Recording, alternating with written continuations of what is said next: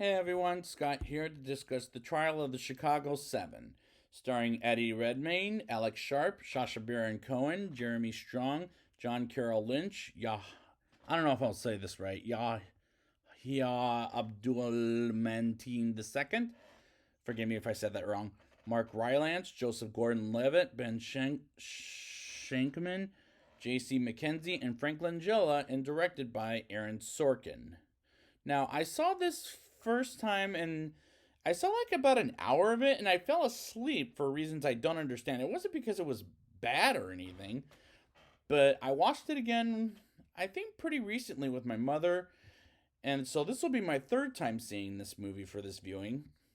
So, is it bad as in I might fall asleep again, or is it good? Let's get into it.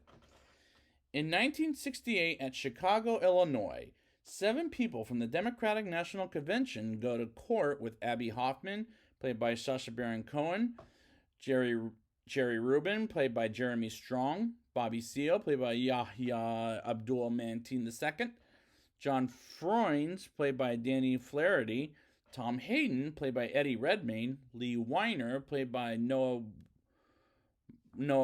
Robbins, and David Stillinger, played by John Carroll Lynch, with their lawyer William Kunstler, played by Mark Rylance, as versus Richard Schultz, played by Joseph Gordon-Levitt, and Thomas Foran, played by J.C. McKenzie.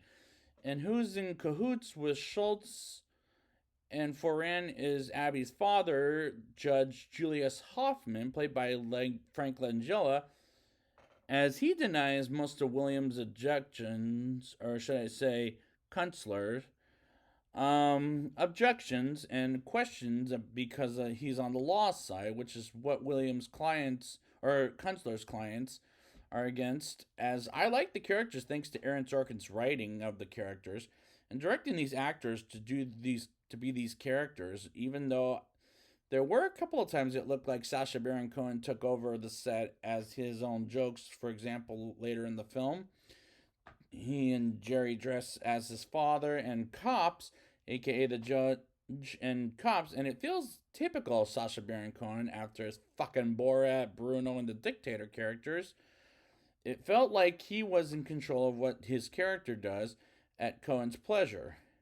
And that felt like a real problem for me. And don't get me wrong, I like this movie much better than any of that shit that he does in general.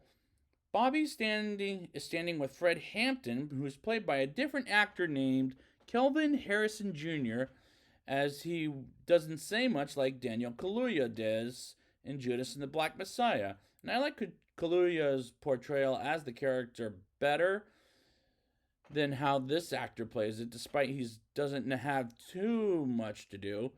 So I don't have much of a strong opinion of him as I do with Daniel Kaluuya. But I like what this movie is, which is a courtroom drama. And I'm a fan of courtroom movies as they feel intense in an exciting kind of way. And I like the writing in the movie as it's tremendous. We move on to trial day 3 as Abby and Jerry asks a man for a park permit with his group to set up some rallies as Schultz and Leonard Weinglass ask about what they did in the man's office as he was asked for the part 5 different times, as Judge Julius wants to identify Fred Hampton and say some racist things about the Black Panther Party, which is some white privilege bullshit. And I don't know why he wants to identify Fred Hampton in the first place, and Frank Langella does play a pretty good bad guy in this movie. Trial day 23 starts with the court dismissal as Judge Julius brings in juror number 6 and 11, and with the court dismissal as Judge Julius brings in juror number I already said that. Threatened by the Black Panther as they're threatened by the Black Panther Party as they're watching them, and dismisses juror number 6 from jury duty, and Kunstler and his 7 clients learn there's no such thing as a political trial, which is ridiculous because we're going through this today. And on the TV, they see what soldiers died on that day, which is typical of the 1960s. so it makes perfect sense. We get a cop telling the courtroom that Tom Hayden is committing a crime in the streets of Chicago while with Rennie Davis, played by Alex Sharp, as he flattens their tire and they treat him roughly as he tells the crowd to back off and they're being filmed on a camera, and the next day he gets arrested in a flashback, and Kunstler tells Judge Julius plenty of times Bobby Seale doesn't have a fucking lawyer. And how many times does Judge Julius have to ask of him that has his lawyer is not present? Jerry gets a drink from Agent Daphne O'Connor, or as she does, as she didn't identify herself to him as an FBI agent to Jerry, and this character is pretty damn good. Is a pretty damn good traitor. Abby and Jerry run in the streets as two men face a woman on the ground, force a woman to the ground as they want Tom Hayden let out, as the cops come out to stop the crowd from freeing Tom Hayden, as more cops blocks the park and from the rally to go back to the park, as someone in the crowd shouts, "Take the hills," and they get beaten and bloodied up by the woman gets her clothes ripped off for holding a flag by some motherfuckers that want her to put down the flag. And this unfortunately happens today. And this is a powerful script, like Judas and the Black Messiah, at least in my professional opinion. Abby and Jerry bump into Schultz and his kids while it's Christmas time, and Jerry tells Schultz to not send any woman to crush his heart, particularly the FBI, which was an interesting scene, and it's good acting by Sacha Baron Cohen, Joseph Gordon-Levitt, and Jeremy Strong. Bobby Seale gets arrested by the cops, and Kunstler and Tom Hayden visit him with some questions while in jail, And the next court day, Bobby Seale wants to object from what one person says about him, and he wants to avenge Fred Hampton from the cops, and the marshals take Bobby Seale to beat him up in a brutality way, where that is unfortunately happening today, as Judge Julius is on the government side of justice. As Kunstler, Schultz, and others approach the judge to talk briefly about how Bobby Seale was brutally beat up by the marshals, and everyone on the defendant's side, except for the lawyers and Tom Hayden, don't stand up because of the brutality Judge Julius's courtroom and caused. And I love that he sits back down, and I'm talking about Tom Hayden, because as they have no choice but to disrespect the judge, and the editing is tremendous, and the cinematography is very good in this, and this movie is well made, and the writing is tremendous, and I'm on the Kunstler's client's side of the law at this point, since Judge Julius is a brutal man with no respect. And Frank Langella does a good job with it. Kunstler, with Tom Hayden and Weinglass, are in the room.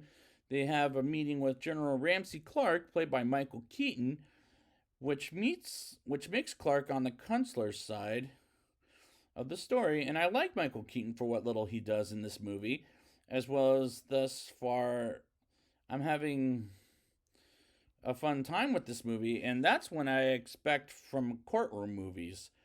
Kunstler asks General Clark to come to the question chair as he gets a call from President Lyndon Johnson, and answers every question about what they talk about and what happened in that summer of 1968. And Mark Rylance does his acting as a lawyer very well, as he did as a British spy in The Bridge of Spies. David Dillinger tells Judge Julius he's a thug and stands up against him, and somebody should stand up to that asshole, as he is a fucking thug, and tells him off and pushes one of the marshals and gets locked up, because Judge Julius has been a thug for this entire movie, and that's how badly I hate that character. But I do like the actor Frank Langella, but he plays a village asshole throughout the whole movie. They discuss what they have to do the next time they're in court, as Tom Hayden and Abby Hoffman get into an argument, as Kunstler comes in the house office, I'll call it, with a tape that exposes Tom Hayden because a minor climbed the flagpole, and the cops go after the kid, as Rennie wants to help the kid, as they bloodied up Rennie, and they they charge to attack the cops as the cops attack back as they go to the convention center and they get attacked by the cops and almost rats himself out on the next day. Abby Hoffman is on trial and answers questions on the trial, which is seriously an intense scene. When Schultz asks Abby Hoffman a question he had to think about, I was on the edge of my seat.